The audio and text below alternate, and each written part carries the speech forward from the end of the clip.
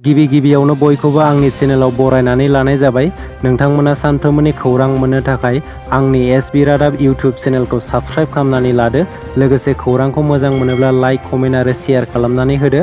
आंनि खौरां फोसावनायखौ मोजां मोनगोन आरो खौरांफोरखौ जोबजासे खोनासंलांगोन होननानै आसा खालामनाय थाबाय। दानिया नोंथांमोना दिनैनि खौरांफोरखौ खोनासंलांदो। दिनैनि गिबि खौराङाव दं अरुणाचल प्रदेशनि इटानगराव थानाय एबा अरुणाचल रायजोआव थानाय बर' फिसाफोरनि जेंनाखौ सुस्रांनो मोनसे मेहेरगोनां हाबाफारि लानाय जादों। बे हाबाफारियाव बर' साहित्य सभा, दुलाराय बर' फरायसा आफाद आरो गहपुरनि माखासे मेलेमजिबि दैदेनगिरिफोरजों लोगोसे माखासे रायजो राजाफोराबो बाहागो लादों। बे हाबाफारियावनो अरुणाचल प्रदेशनि गिबि मन्थ्रि पेमा खांडु बिथाङाबो बाहागो लादों। बे हाबाफारियाव बाहागो लानानै गिबि मन्थ्रि पेमा खांडु बिथाङा अरुणाचल प्रदेशआव थानाय बर' सुबुंफोरा माबाफोर जेंना जायोब्ला अनसायगोन आरो मदद खालामगोन होननानै बुंथियो। लोगोसे बर'नि राव हारिमुखौ फोथांनानै लाखिलांनो थाखाय इटानगराव बर' कालचार सेन्टार गायसननाय जागोन होननानैबो खोथा होयो अरुणाचल प्रदेशनि गिबि मन्थ्रि पेमा खांडु बिथाङा। बाक्सानि सालबारि मडेल हस्पिटालाव रां दाबिनाय जाथाय। थैनि सेम्पोल आनजादनि मुङाव बेरामिनिफ्राय रां दाबि खालामदों। लेबरेटरिनि खामानि मावग्राया प्रेगनेन्ट आइजोनिफ्राय थैनि आनजाद नायनायनि मुङाव आसा मावथिजों लोगो नांनानै 500निफ्राय 1000 रांसिम लायो। गोबां आइजोफोरा थैनि नमुना लानायनि सायाव बाक्सा सरकारि मडेल देहा फाहामसालियाव रां लानायनि अजद दैखांदों। लेबरेटरिनि खामानि मावग्रा इउसुफ आलीआ आइजोफोरनिफ्राय रां लानाय अजद दैखांदों। भुगिनांनाय आइजोफोरा सानसुमा खुंगुर बैसुमुतियारि आरो दावराव देख्रेब नार्जारि बिथांमोना मा बुंनो सानो हाग्रामा महिलारि बिथांनि सायाव, जेराव दावराव देख्रेब बिथांमोना ट्राइबेल बेल्ट एन्ड ब्लकनि हाखौ दखल खालामनानै थानाय सुबुंफोरखौ होखारजोबनांगौनि दाबि दैखांबोबाय थादोंमोन। बिटिआरआव माब्लाबाबो प्रमद बर'नि इभिक्सन खालामनायखौ गनायनो हाया होननानै हाग्रामा महिलारि बिथाङा बुंदों। गुबुन फारसेथिं बिजिरसालिया जा बिथोन होगोन बेखौनो जों मावगोन। सोरबा बुंनायजों एबा हेंथा होनायजों जाया आरो जेरैखि जाया ट्राइबेल बेल्ट एन्ड ब्लकआव आयेननि बेरेखायै हा दखल खालामनायनि सायाव इभिक्सनआ जाखागोन। बैफोर गोख्रों बाथ्राखौ बुंदों बिटिआरनि गाहाय मावफुं सोद्रोमा प्रमद बर' बिथाङा। नोंथांमोना मिथिगौदि हाग्रामा महिलारि बिथाङा प्रमद बर'आ जिबायदि बिटिआरआव इभिक्सन खालामनायखौ माब्लाबाबो गनायनो हाया आरो 2003 मायथाइनि आयेन बायदियै गासैबो बिटिआरआव थानाय रायजो राजाफोरा थानो मोनथाय दं होननानै हाग्रामा महिलारि बिथाङा बुंथिनानै होदों।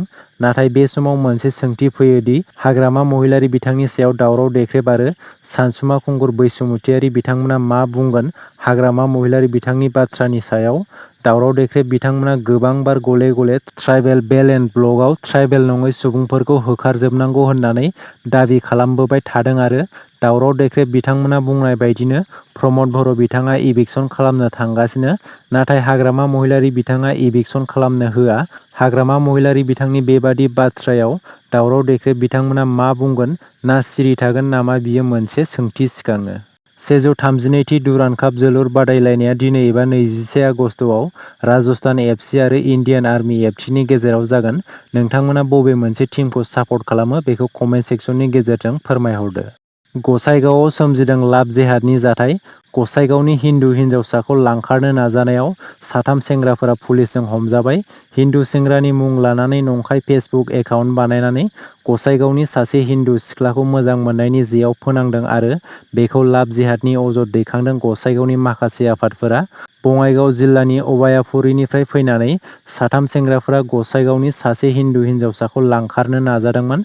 नाथाय आसाम बंग सिमानि सिमलतापु पुलिस बिफाना हिन्जावसाजों लोगोसे 3 सेंग्राफोरखौ हमनानै जेरा होनानै सोंनाय फिननाय खालामनायनि उनाव गुबै जाथाया सोराङाव फैयो। दुथां सेंग्रा 3आ बङाइगाव जिल्ला अबायापुरी काछारी खेतीनि थागिबि साइफुल इस्लाम, मिनहाज आली आरो शाहिदुल इस्लाम मुंजों सिनायथि मोननाय जादों। शाहिदुल इस्लाम मुंनि सेंग्राया फेसबुकआव मृन्मय राय मुंनि एकाउन्ट बानायनानै गसाइगावनि हिन्दु सिख्लाजों मोजां मोनलायो आरो शाहिदुल इस्लामआ गावनि लोगोफोरजों गंसे एल्ट' गारि लानानै सिख्लाखौ लानानै आलिपुरदुवाराव लांखारनो नाजानायाव सिमलतापु पुलिसआ हमनानै लाना थाङो आरो थानायाव जेरा होयो। बे गासैबो जाथायखौ लोब्बा लानानै गसाइगावनि माखासे आफादफोरा लाभ जेहादनि अजद खालामदों आरो बेबादि फान्दायग्रा सुबुंफोरखौ आयेननि गोख्रों साजा होनो दाबि खालामदों।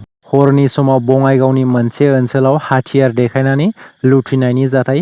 हाथियार देखायनानै डाकाइतआ सासे सना फालांगिरिखौ लुथिदों। लखन बिस्वास मुंनि सासे सना फालांगिरिनिफ्राय सना लुथिदों। मिथिनो मोननाय बायदिब्ला लखन बिस्वासनि लोगोआव दंमोन 10 लाख रांनि गहेना। डाकाइतनि बुनायाव लखन बिस्वासआ गोब्राब जोखोम जायो। बेनि उनाव बङाइगाव लवार आसाम फाहामसालियाव थिसननाय जायो। लखन बिस्वासखौ जाथाय जानाय जायगायाव बङाइगाव जिल्लानि एसपिआ नुजाथियो आरो जाथायनि सायाव बङाइगाव पुलिसआ नायबिजिरनायखौ जागायबाय होननानै मिथिनो मोन्दों। दिनैनि खौराङा एसेनोसै। आसा खालामो नोंथांमोना खौरांखौ खोनासंनानै मोजां मोनबाय। खौरांखौ मोजां मोनदोंब्ला मोनसे लाइक खालामदो। लोगोसे सानफ्रोमबोनि खौरां मोननो थाखाय आंनि एसबि रादाब इउटुब चेनेलखौ साबस्क्राइब खालामनानै लादो। गोजोन्थों।